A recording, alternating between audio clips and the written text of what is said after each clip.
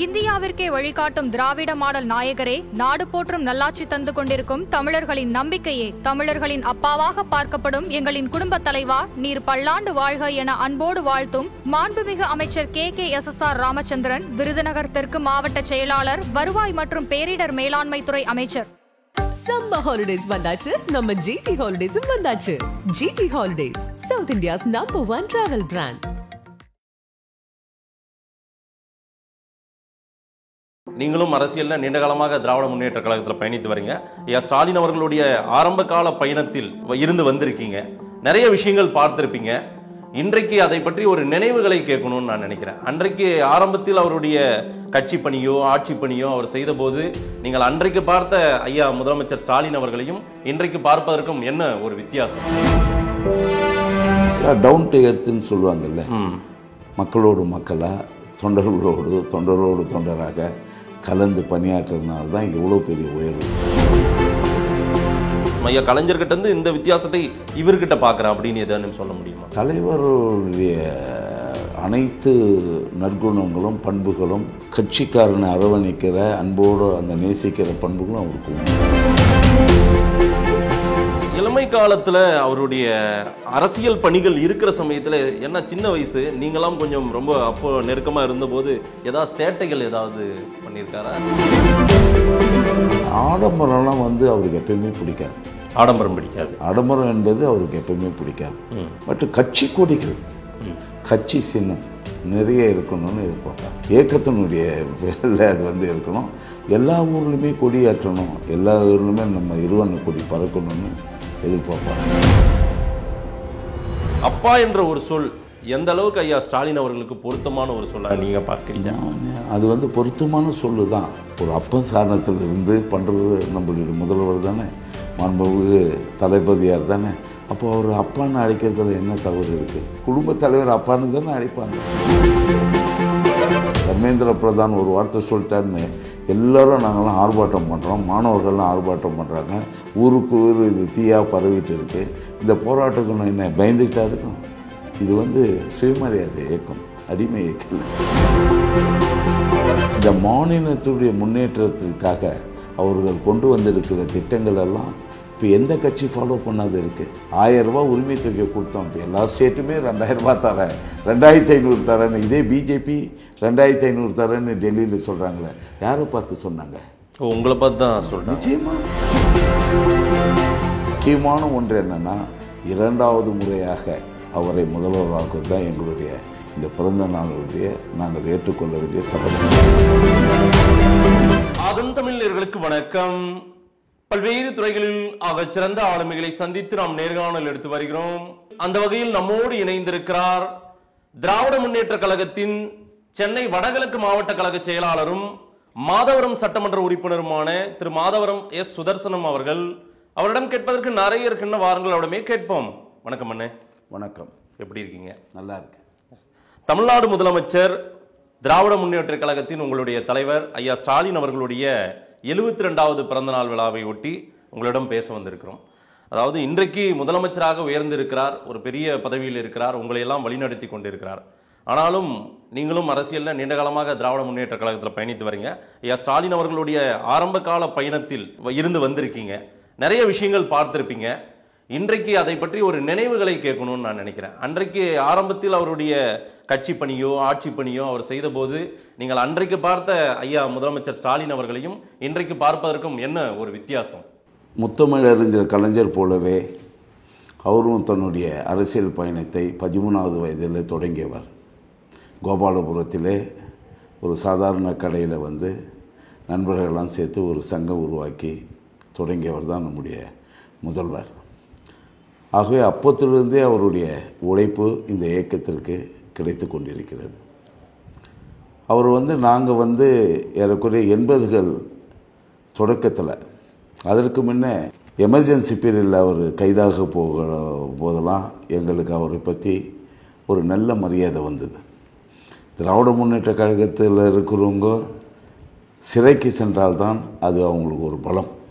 அந்த வகையில் எமர்ஜென்சி பீரியடில் அவரை கைது செய்த போது அவருடைய இமேஜ் பெரிய அளவில் வளர்ந்தது.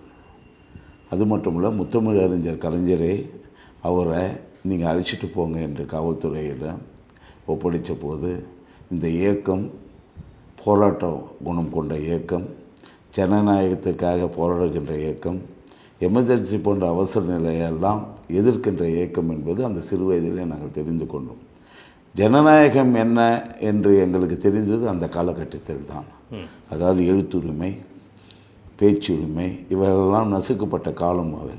அப்போது தான் நாங்கள் இப்போது இளமை பருவத்தில் எங்களுடைய கல்லூரி படிக்கிற காலத்தில் நாங்கள் அதை உணர ஆரம்பித்தோம். அந்த ஜனநாயகத்தில் இருந்த நம்பிக்கை தான் எங்களெல்லாம் இந்த கட்சியினுடைய திராவிட முன்னேற்ற கழகத்தினுடைய பக்கம் எங்களை ஈர்த்தது என்பதை நாங்கள் சொல்ல கடமைப்பட்டிருக்கின்றேன். அப்பொழுதிலிருந்தே அவர் சிறைக்கு வந்த பிறகு கூட பல்வேறு நிகழ்வுகளில் அரசியல் நிகழ்வில் கலந்து கொண்டார். இளைஞர் அணி அமைப்பாளராக அதனுடைய பொறுப்பாளராக நியமிக்கப்பட்டவுடன் அவர் செல்லாத இடமே இல்லை.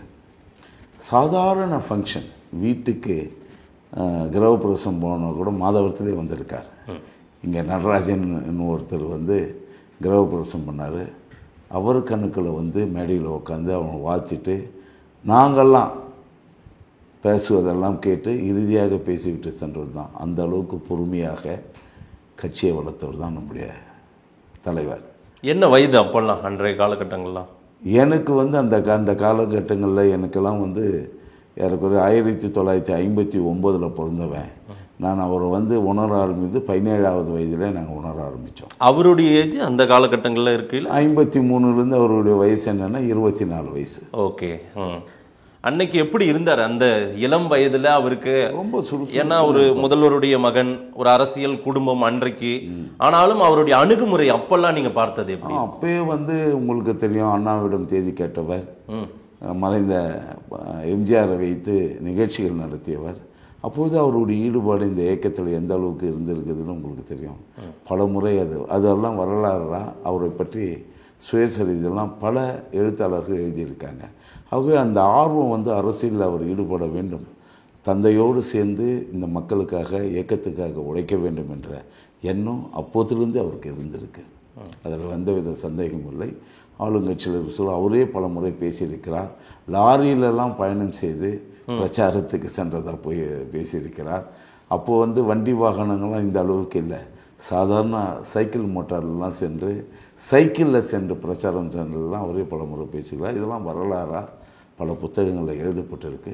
அதனால் அவர் உழைப்பு என்பது அவருடைய 13வது வயதிலே தொடங்கிவிட்டது என்று சொல்லலாம். அது அந்த சாதாரண ஒரு பயணத்தில் இருந்த காலத்தில் நீங்கள் சொல்கிறீங்க, சைக்கிளில் போனது, லாரிகளில் பிரச்சாரம் பண்ணது, அன்றைக்கெல்லாம் பெரிய சென்று பிரச்சாரம் பண்ணது. அந்த பிரச்சாரம் சமயத்துலலாம் பெரிய ஆடம்பரமும் நமக்கு இருந்திருக்காது, ஒரு அடிப்படை வசதிகள் பெரிய அளவுக்கு இருந்திருக்காது, சாப்பிடும் நேரமோ அதே போல சாப்பாடோ அப்பெல்லாம் எப்படி அவருடைய அந்த ஈடுபாடு அந்த பயணத்தில் இருந்தது? அவருக்கு டவுன் டு எர்த்துன்னு சொல்லுவாங்கல்ல, மக்களோடு மக்களாக தொண்டரோடு தொண்டராக கலந்து பணியாற்றுறதுனால தான் இவ்வளோ பெரிய உயர்வு.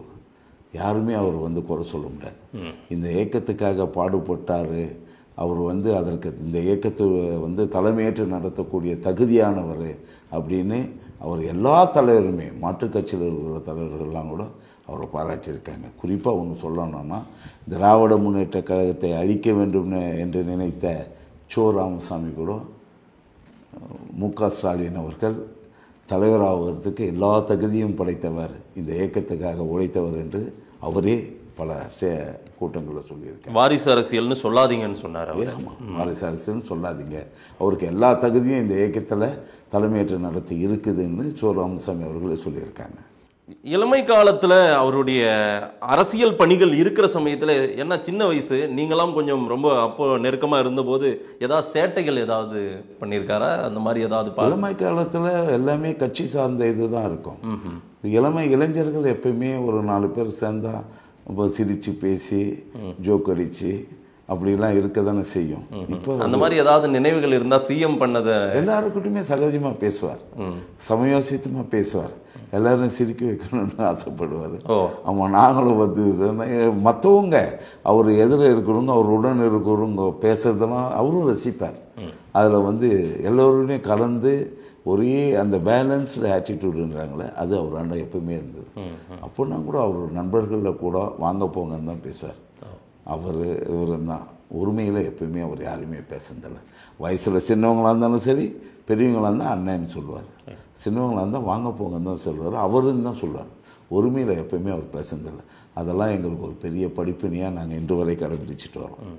ஒரு அரசியல் குடும்பம், பெரிய குடும்பம், முதல்வர் வீட்டு குடும்பம், அதெல்லாம் அந்த எண்ணப்பாடோடு அவருடைய மனநிலை அன்றைய காலகட்டங்களில் எப்படி இருந்தது? ஏன்னா சிறிய வயதில் இருக்கிறவங்க இந்த மாதிரி ஒரு பெரிய வீட்டில இருந்து அரசியல் வீட்டில இருந்து வரணும் போது வெளியில் அந்த பழக்க வழக்கங்கள் எந்த மாதிரி? எப்பவுமே இல்லை. அதுபோல் ஒரு எண்ணம் அவருக்கு இருந்தால், அவரோட நடவடிக்கை அப்படி இருந்தால் நம்மளுடைய கட்சிக்காரர்கள் மத்தியில் இவ்வளோ செல்வாக்கை பெற்று இருக்க முடியாது. யாரும் வந்தாலும் இப்போ கோபாலபுரம் வீட்டில் நாங்களாம் அந்த வீட்டு கடைசி வரலாம், அம்மா இருக்கிற வீட்டு வரலாம், அவங்க இடம் வரலாம் போவோம்.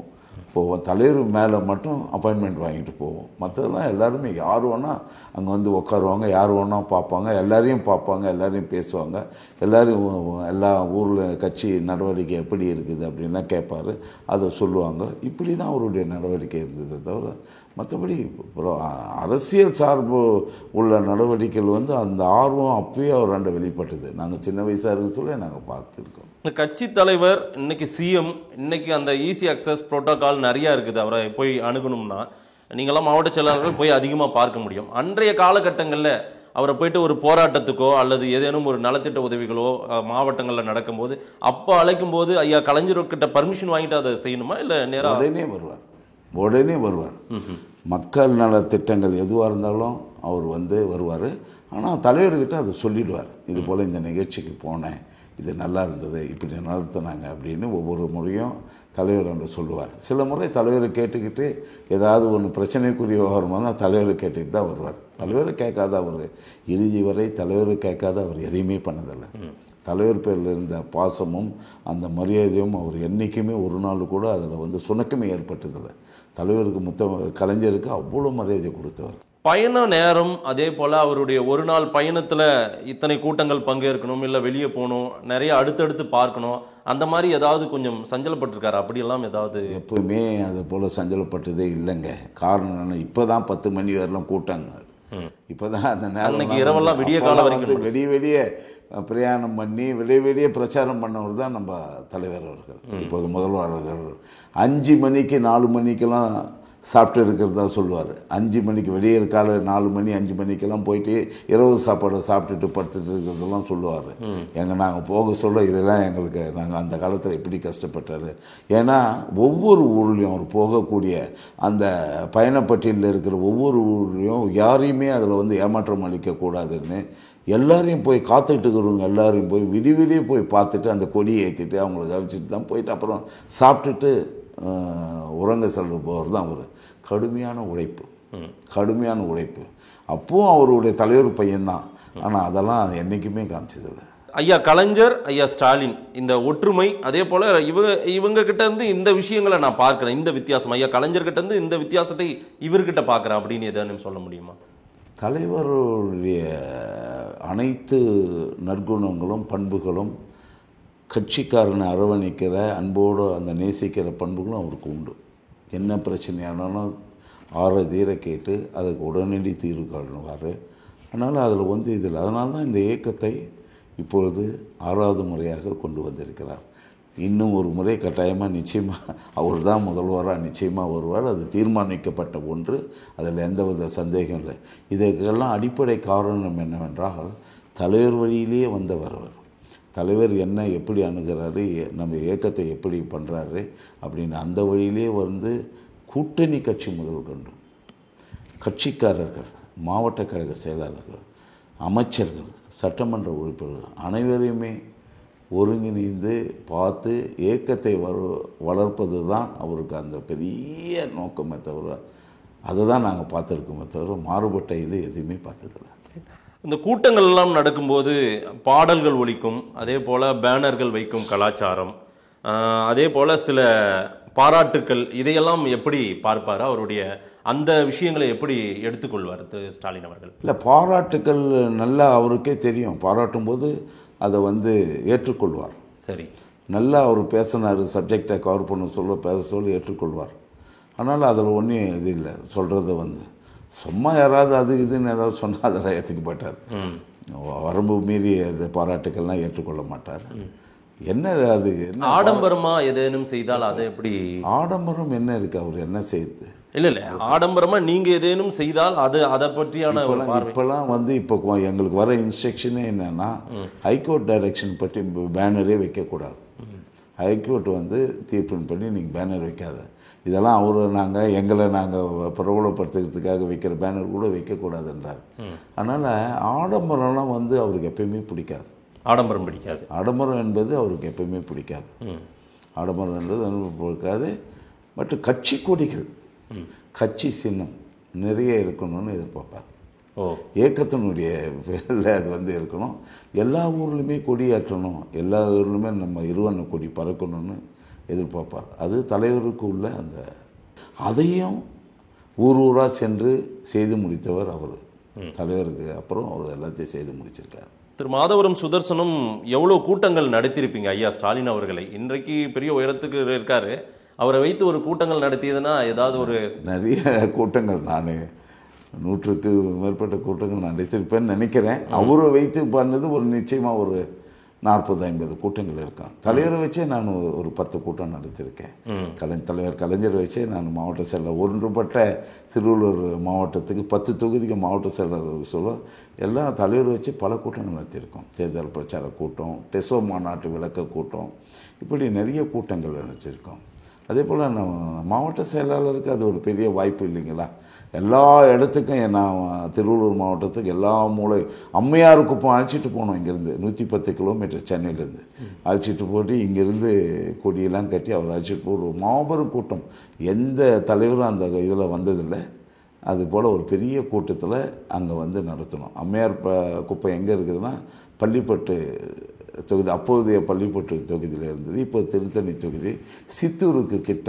அதெல்லாம் வந்து பார்த்து ரொம்ப பிரமாண்டமாக கூட்டம்லாம் வச்சு நடத்தியிருக்கோம். எண்ணிக்கை எனக்கு சரியாக தெரியல, ஆனால் நிறைய கூட்டங்கள் நடத்தியிருக்கோம். ஐயா கலைஞரோடும் உங்களுடைய பயணம் இருந்திருக்கு, ஐயா ஸ்டாலினோடு இந்த பயணம் தொடர்கிறது, இப்போ திரு உதயநிதி ஸ்டாலின் அவர்களோடும் பயணம் தொடர்கிறது. ஐயா ஸ்டாலின் அவர்கள் உங்களை நீங்கள் செய்யக்கூடிய பணிகளை பார்த்து ஏதேனும், ஏன்னா இது வந்து ஒரு எஃபர்ட் போடும்போது தலைவர்கள் என்ன சொல்கிறாங்க அப்படின்றது எல்லாருமே பார்ப்பாங்க. உங்களை ஏதேனும் வியந்து இந்த விஷயத்தை சொன்ன மாதிரி ஏதாவது உங்கள் மனதில் இன்னுமே இந்த வார்த்தை என்னை நிறைய சந்தோஷப்படுவாங்க.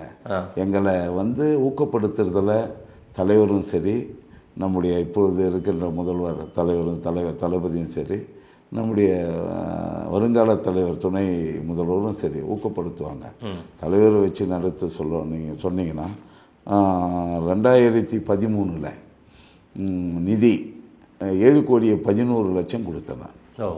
அதுக்கப்புறம் வேலுன்னு முதல்ல வந்தாங்க, 7,21,00,000 கொடுத்தாங்க. நான் 2வது வந்தேன். எனக்கு கனையாழி ஒன்று கொடுத்தார். திருச்சி மாநாட்டில் முத்தமிழ் கலைஞர் எனக்கு ஒரு மோதிரத்தை அணிவிச்சார். அது ரொம்ப பெருமையான ஒரு இதுவாக பண்ணியிருக்கான். 1000 முரசொலி ஆயுள் சந்தை கொடுத்தேன் ஒரு வாட்டி. 1000 முரசொலி 1000 ஆயுள் சந்தா முரசொலிக்காக வாங்கி கொடுத்தேன். ஓகே, அதிசயமாக இருக்கே அப்படின்னு சொன்னார். என்னை பார்த்து அதிசயமாக இருக்கே இவ்வளோவா அப்படின்னாரு. அது முதல் பக்கத்திலே அந்த அன்றைக்கி மறுநாள் முரசொல்ல முதல் பக்கத்திலே ஃபோட்டோவோடு வந்தது. அதெல்லாம் ரொம்ப பெருமைப்படக்கூடிய ஒரு இது. அதே போல் டெசோ விளக்க மாநாடு வந்து அம்பத்தூரில் நடத்தணும். அவரோட காரில் சென்று முத்தமிழ் கலைஞரோட காரில் சென்று வைரமுத்து பேசினார். வைரமுத்து வந்து பிரமாதமாக இருந்தது கூட்டம் அப்படின்னு. உடனே என்னை திரும்பி பார்த்து, நல்லா இருந்ததுயா கூட்டம், வைரமுத்தையே சொல்கிறாரியா அப்படின்னு சொன்னார். அதெல்லாம் நாங்கள்லாம் வந்து மறக்க முடியாத நிகழ்வுகள் அப்படி சொன்னார். அதெல்லாம் இப்போ ஐயா ஸ்டாலின் அவர்கள் என்ன அவர் பல கூட்டங்கள் எங்களை பாராட்டுவார். அவருக்கு தெரியும் நான் வந்து பல கூட்டங்கள் நடத்தியிருக்கோம். இந்த இளைஞரணி சார்பாக பள்ளி மாணவர்களுக்காக அந்த பேச்சு போட்டி, கட்டுரை போட்டி, கவிதை போட்டியெல்லாம் சீவாரியில் நடத்தணும். அப்புறம் மாணவர்கள், ஒட்டுமொத்த மாணவர்கள் வந்து மாதவரத்தில் நடத்தியிருக்கேன். 11,000 மாணவர் நிர்வாகிகள் வந்தாங்க, மாதவரத்தில் நடத்தியிருக்கேன். ஒரு பொங்கல் விழா பெரிய அளவில் நடத்தணும். இதெல்லாம் பார்த்து ரொம்ப பாராட்டியிருக்காரு. சந்தோஷப்படுவார், ரொம்ப சந்தோஷப்படுவார். நல்லா நடத்துகிறாங்க, எல்லோரும் அரவணைச்சிட்டு போகிறாங்க, ரொம்ப சந்தோஷப்படுவார். அதுதான் எங்களுக்கு பெருமை. நாங்கள் எவ்வளோ சிரமப்பட்டு நடத்தி இருந்தாலும் அவர் சொல்கிற அந்த ஊக்கப்படுத்துகிற ஒரு வார்த்தை நல்லா இருந்தது வார்த்தையில் எங்களுக்கு எல்லா துன்பங்களும் துயரங்களும் அந்த கடுமையான உழைப்பு எல்லாமே பறந்து போயிடும். அதுதான் எங்கள் மனசில் நிற்கும். நல்லா இருந்ததுன்னு வார்த்தை, நல்லா இருந்தது சொல்லணும் அப்படின்ற வார்த்தை தான் எங்கள் மனசில் நிற்கும். அதுதான் எங்களுக்கு ஒரு பெரிய தெம்பு. இன்றைக்கு வந்துடுறேன். ஐயா ஸ்டாலின் அவர்களை இன்றைக்கு அப்பா என்றெல்லாம் நிறைய அழைக்கிறாங்க என்னை, அது எனக்கு சந்தோஷமா இருக்குன்றாரு. நீங்களுமே திமுகவினர் எல்லோரும் இனி அப்பான்னு கூட ஐயா ஸ்டாலின் அவர்களை குறிப்பிட்டு சொல்லணும்னு நிறைய பார்க்க முடிகிறது. அப்பா என்ற ஒரு சொல் எந்த அளவுக்கு ஐயா ஸ்டாலின் அவர்களுக்கு பொருத்தமான ஒரு சொல்லாக நீங்கள் பார்க்குறீங்க? அது பொருத்தமான சொல்லு தான். இப்போது நேற்று முன்தினமோ வளைகாப்பு நிகழ்ச்சி நடத்தணும். ஒவ்வொரு வெள்ளிவாக்கம் ஒன்றியத்திலும் சோழவர் ஒன்றியத்திலும் கர்ப்பிணி பெண்கள்லாம் உட்கார வச்சு மாலை போட்டு அவங்களுக்கு சீதன பொருட்கள் கொடுத்து 5 வகையான சாப்பாடுகளை எல்லாம் கொடுத்து அரசு இதுதான் நிகழ்ச்சி தான் அது. இதையெல்லாம் யார் பண்ணுறது? அரசு தான் பண்ணுது. அரசுக்கு யார் தலைவர்? இப்போது ஐயா ஸ்டாலின் அவர், நம்ம முதல்வர் தான். அப்போது எவ்வளோ ஏழை குடும்பங்கள் இந்த வளைகாப்பு நிகழ்ச்சி நடத்த முடியாத இருக்குது. பண வசதி இல்லை, அது ஒரு நிகழ்ச்சியாக நடத்தணும் முடியாது. அப்படியே எடுத்து குழந்தை பிறகு அவங்களாம் அழைச்சிட்டு எல்லாம் ஒரு இடத்துல உட்கார வச்சு அவங்களுக்கு கொடுக்க வேண்டிய சீதனங்கள், மற்ற நலத்திட்ட உதவிகள், பொருட்கள்லாம் கொடுக்குறோம் இல்லையா? அதுக்கெல்லாம் யார் காரணம்? ஒரு அப்பன் சாரணத்தில் இருந்து பண்ணுறது நம்மளுடைய முதல்வர் தானே, மாண்புமிகு தளபதியார் தானே. அப்போது அவர் அப்பான்னு அழைக்கிறதுல என்ன தவறு இருக்குது? அதே போல் தன்னுடைய குழந்தைங்களுக்கு காலைச்சீட்டுண்டி தர்றாரு. அது எவ்வளோ பெரிய திட்டம். இன்றைக்கி அந்த காலத்தில் நம்ம சத்துணவு கொட்டதுனால தான் நம்ம பிள்ளைங்களாம் எங்கள் வயசில் இருக்கிறோம், எங்களுக்கு கீழே இருக்கலாம் நல்லா படித்து நல்ல சத்தோடு இருந்ததுனால தான் நல்லா படித்து மூளை வளர்ச்சி அடைந்து இன்றைக்கி பெரிய அளவில் தமிழ்நாடு உயர்ந்து இருக்குதுன்னா கல்வியில். அதுக்கு முக்கிய காரணம் என்ன? இது போன்ற சத்துணவு தான். அது இப்போ காலை உணவும் தந்திருக்கார்ல, அதெல்லாம் ஒரு பெரிய இது இல்லை. அப்பான்னு அழைக்கிறதுல என்ன தப்பு இருக்குது? பெருமை கொள்கிறோம். எங்கள் குடும்பத் தலைவர் அவர் தானே, குடும்பத் தலைவர் அப்பான்னு தானே அழைப்பாங்க. நாங்களாம் அண்ணன் தான் அழைப்போம். எங்களுக்கு அவருக்கும் ஒரு வித்தியாசன்றது 6, 7, 8 வயசு வித்தியாசன்றது நாங்கள் அண்ணன் இருப்போம். அப்பான்னு எல்லாமே நீங்கள் எல்லா திருமணத்திலுமே அவர் தலைமையாக இருக்கிற திருமணத்தில் எங்கள் குடும்பத் தலைவர்னு தான் சொல்லுவோம் எல்லாமே. அதில் என்ன இருக்குது? குடும்பத் தலைவர் அப்பா தானே. ஏன்னா எதிர்கட்சிகள்லாம் இன்னைக்கு அப்பான்றத விமர்சனம், எதிர்கட்சிகள் அதை நாங்கள் கவலையே படுறதில்லை. அவங்க சொல்கிற வார்த்தைக்காக நாங்கள் எப்பவுமே கவலைப்படுறோம். எங்கள் மனசில் என்ன இருக்குதோ அதுக்குள்ளே தான் நாங்கள் இயங்க முடியும். எதிர்கட்சிக்காகலாம் நாங்கள் இயங்க முடியாது. ஆமாம், அவர் எங்கள் பேரில் அன்பு கொண்டு இருக்கிறாரு. அதனால் அப்பான்னு அழைக்கிறது எந்த தப்பும் இல்லை. மாநில சுயாட்சி திமுக அதிகமாக பேசுவீங்க, சமூக நீதி பேசுவீங்க. ஐயா கலைஞர் அவர்கள் சமூக நீதிக்காகவும் அதே போல் மாநில சுயாட்சி மாநில உரிமை எந்த அளவுக்கு பேசியிருக்காருன்னு. ஐயா ஸ்டாலின் அவர்களுடைய அணுகுமுறை, டெல்லியை அணுகும் விதம், கலைஞர் அவர்கள் அணுகிய விதமும் இன்றைக்கு ஐயா ஸ்டாலின் அவர்கள் அணுகிற விதமும் என்ன வித்தியாசம் சார்? தலைவர் கலைஞர் கூட கொஞ்சம் பக்குவமாக போவார். ஆனால் போராட்ட குணத்தோடு போகிறவரும் இப்போ தளபதியார் தான் வேகமாக போகிறார். காரணம் என்னென்னா, தலைவர் இருக்கிற காலத்தில் இருந்த அரசியல் சூழல் வேறு. கடுமையாக எதிர்த்தவர் அவசர நிலையை. அப்போது அது கடுமையாக எதிர்க்கப்பட வேண்டியது. ஏன்னா ஜனநாயகத்திற்கே ஒரு கேள்விக்குறி. அப்போது கடுமையாக எதிர்த்தவர் உங்களுக்கெல்லாம் தெரியும்.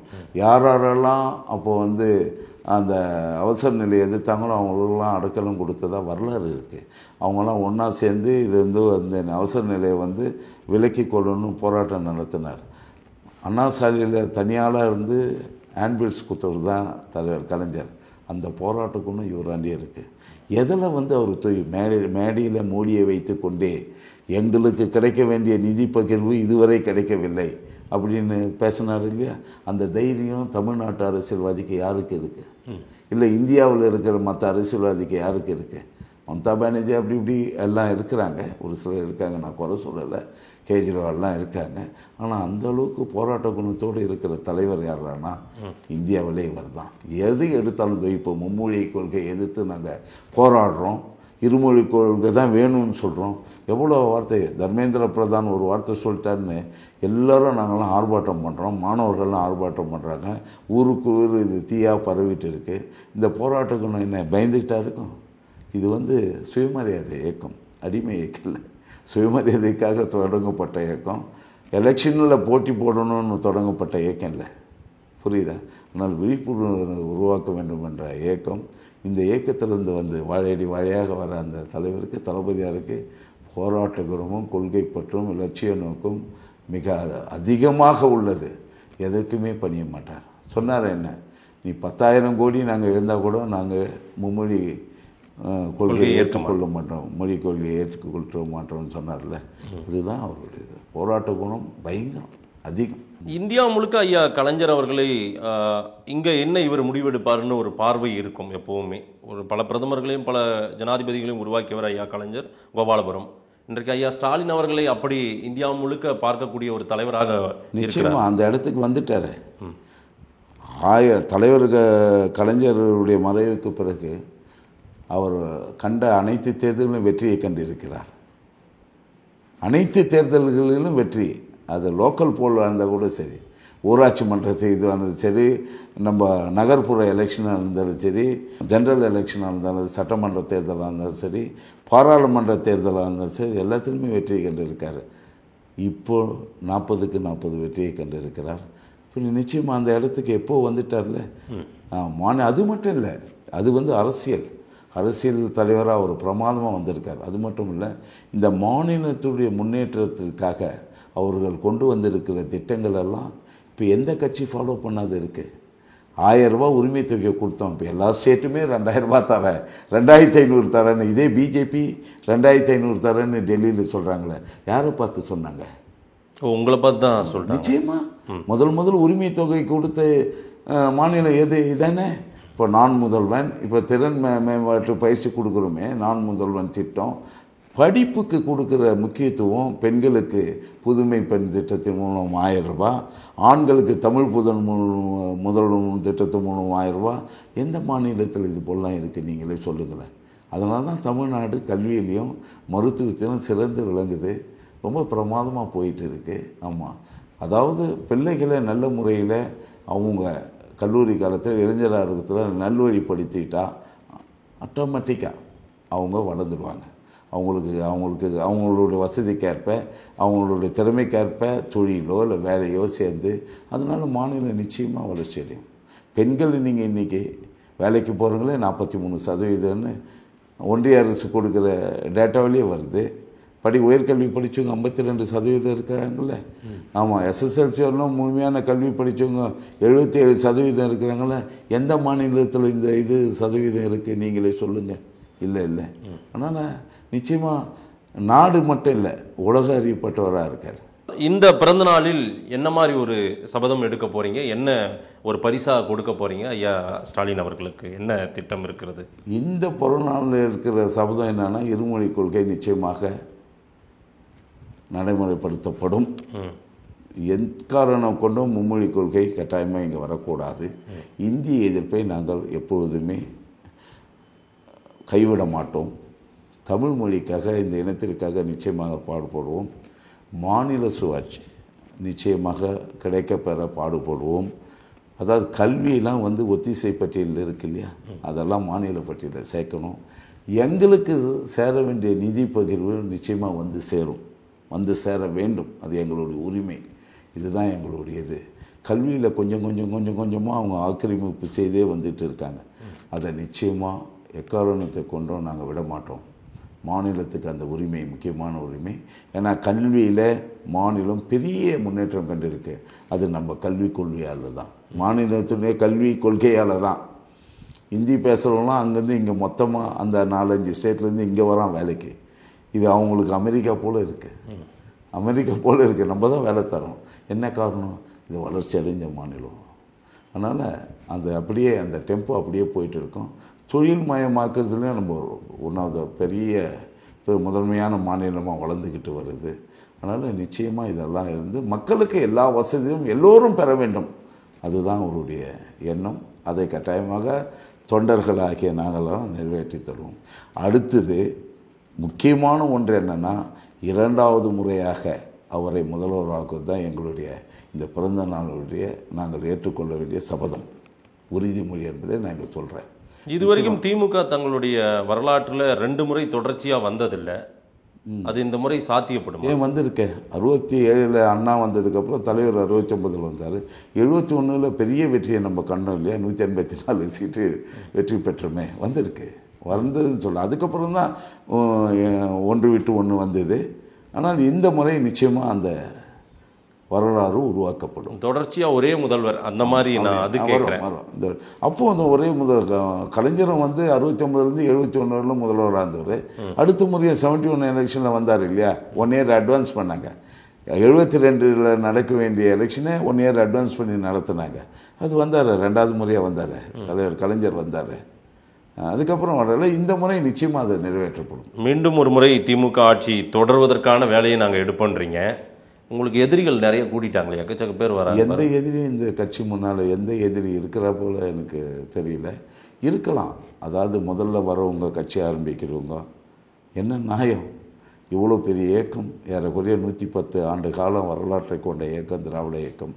திராவிட முன்னேற்ற கழகம் வழி வழியாக தந்தை பெரியார், பேரறிஞர் அண்ணா, முத்தமிழறிஞர் கலைஞர், அப்புறம் வந்து இப்போ தளபதியார். எவ்வளோ பெரிய உழைப்பு, மக்கள் எவ்வளோ நலத்திட்டங்களை பண்ணியிருக்கோம், எவ்வளோ பேர் நாங்கள் கல்வி அறிவு கொடுத்துருக்கோம், எவ்வளோ பேருக்கு நம்ம வேலை வாய்ப்பை கொடுத்துருக்கோம், எவ்வளோ பேர் நல்லா முன்னேறியிருக்காங்க, உலகம் ஃபுல்லாக உயர்ந்திருக்காங்களே நம்ம தமிழர்கள். அது மட்டும் இல்லை, நம்மளுடைய தமிழர்களுடைய நாகரிகம், தொன்மை எல்லாம் வெளிக்கொணர வச்சது திராவிட இயக்கங்கள் தானே. கீழடி மற்ற இடங்கள்லாம் நடக்கிற அகழ்வாராய்ச்சியில் என்ன இருக்குது, இரும்பு அப்பயே நம்ம பயன்படுத்தியிருக்கோன்ற இப்போ ஆராய்ச்சியில் தெரியுது. இதெல்லாம் அவ்வளோ தொன்மையான இது. ஆனால் எல்லாவற்றையுமே நம்ம கொண்டு வந்திருக்கோம், பறைசாற்றி கொண்டு இருக்கிறோம். தமிழ் அந்த காலத்து பெரிய வரலாற்று படைத்த மண் இது. அந்த மண்ணை நிச்சயமாக அதுக்குன்னு ஒரு மரியாதை உண்டு. நிச்சயமாக தலை நிமிர்ந்து நிற்கும், எப்போவுமே உயர்ந்து நிற்கும். என்ன மாதிரி வாழ்த்தை சொல்ல விரும்புகிறீங்க? தலைவர் எடுக்கும் அனைத்து முயற்சிகளும் வெற்றி அடைய வேண்டும். தலைவர் எடுக்கின்ற அனைத்து முயற்சிகளுமே இந்த தமிழ் மண்ணிற்காக, தமிழ் மக்களுக்காக எடுக்கப்படுபவை. அது மட்டும் உலகெங்கும் வாழுகிற தமிழர்களுக்காக எடுக்கப்படுபவை, மொழிக்காக எடுக்கப்படுபவை, இனத்துக்காக எடுக்கப்படுபவை. ஆக அனைத்துமே வெற்றி அடைய நாங்கள் வாழ்த்துக்கிறோம். நிறைய விஷயங்கள் நீங்கள் சொல்லியிருக்கீங்க. அதே போல் அவருடைய ஆரம்ப கால பயணமும் அவருடைய வேகமும் எப்படி இருந்தது, இன்றைக்கு எப்படி இருக்கிறது என்று பல விஷயங்கள் சொல்லியிருக்கீங்க. மக்கள்கிட்ட கொடுப்போம். நேரம் கொடுத்து பேசியமைக்கு நன்றி எம்எல்ஏ. நன்றி.